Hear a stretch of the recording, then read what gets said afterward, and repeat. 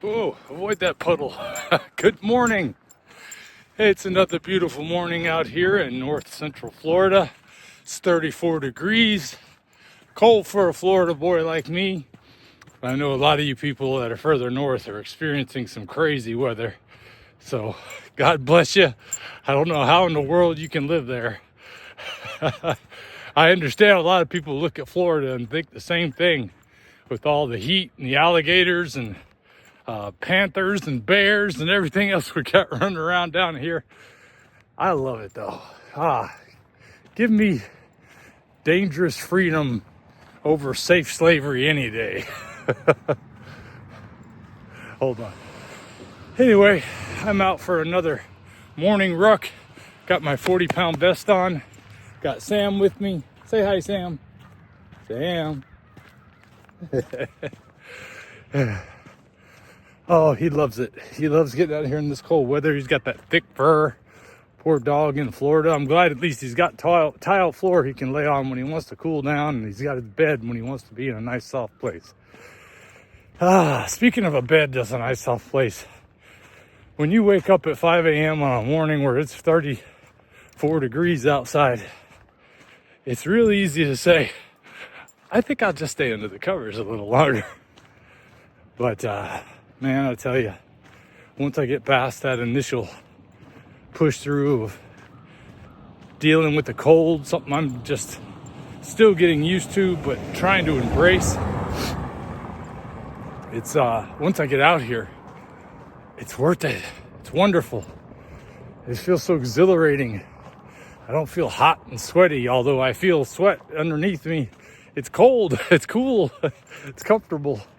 Feels like I'm air conditioned on the inside of all these clothes. I am wearing 2 hoodies, 2 pairs of sweatpants, and a shirt underneath the hoodies. But hey, whatever it takes to get it done, I love it. Oh boy.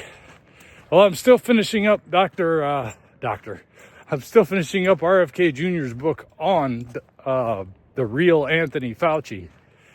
And boy, you know, when you're aware of a few small details and you see the big picture, what's happening, like we did 4 years ago, this whole PSYOP nonsense that went on. But then when you read a book that's outlined as well as this book by RFK Jr., it's like all the missing pieces of the puzzle that help you understand how did he get this much power? How did so few people do this and not get away, not get justice, not have something happen to them? I mean, it's hard for me to go into detail only because I don't know what the hell I can say on YouTube. I never have paid attention to what they tell me I'm supposed to say and not say. But I do know that man is responsible for the deaths of thousands. And I believe it was not only intentional, but it was also for profit. And it wasn't just for his profit. And that's why nobody's paying any penalties here, is everybody who's supposed to enforce these rules is in on the money. And that's pretty upsetting. But, you know, that's life. I can't do much about what's going on in Washington, D.C. or in laboratories or wherever. I'm just a little guy out here trying to make a living, selling insurance and talking to people about getting healthy on a carnivore diet. That's where my impact is. But I still like to be aware of what's going on as much as I can without letting dominate my thoughts. You know, I got criticized on one of my recent videos for not being up on the story or something like that. And I think I'm pretty well up on this story. I just might be a little behind on presenting it. But the one about, what was it? It was Russell Brand was talking to Callie Means. Anyway, and it was the one involving the CEO of some healthcare company getting murdered. So whatever you want to believe about what they scrub this news with to change it, you believe it, because, you know, every time we turn around, we hear the real story comes out in a small amount initially. Then somebody shuts it up, and then it's a whole different story. And then we got to deal with all the fallout afterward. But you know what? I just got to leave all that stuff in God's hands. I talked to you about it because I want to encourage you to be aware of what's going on, because I talk to people every day that still implicitly trust their doctors. I had a guy tell me recently he's on a statin. He didn't even know it was a statin. He didn't know he had a cholesterol issue, according to his doctor. He just read the name of the medicine as I was talking to him. And I said, so you're on a statin? He said, yeah, I guess so. I understand it. I understand it from the older generation because that's just the way they were taught. But you gotta question some things, man. You gotta question what's going on, especially when you look around. Use your eyes, my goodness. Protect yourself from this evil. Just like I protect myself and try to protect my family from all the junk and garbage that's in the food that we eat.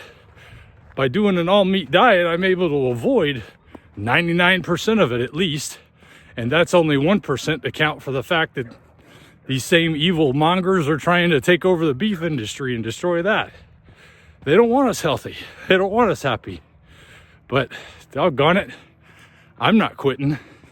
And I think the more of us who keep on track of trying to stay healthy and happy, the more people are going to realize, especially in the beef industry and in other meat industries, there's a lot of money to be made in this meat processing again. Maybe we should jump into this. Maybe we can do it better and faster than Cargill and Tyson and all these big companies. Maybe we can come up with a better plan than these behemoths that are so top heavy and with a totally different direction in mind on what they want to do as far as making meat and making it profitable and making it good quality and everything. It seems like they're just hell-bent on destroying their own industry. But like I said, each of us just has to keep doing the best we can each and every day to take care of ourselves and to vote with our dollars. Spend your money on the food and the medicine that you want.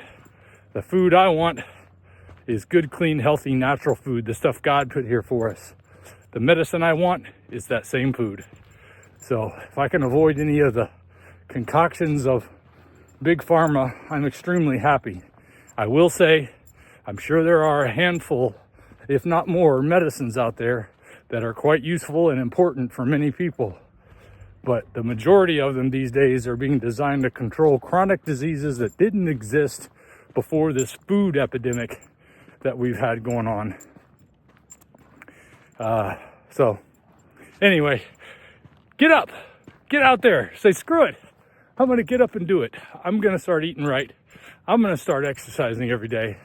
I'm not gonna let them turn me into a soft, pudgy thing that they can manipulate and use as they please.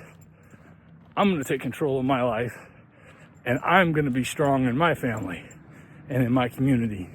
And that'll be more of us out there who are taking a virtuous stand for things that are good for our country, for our neighbors, for our friends, for our family.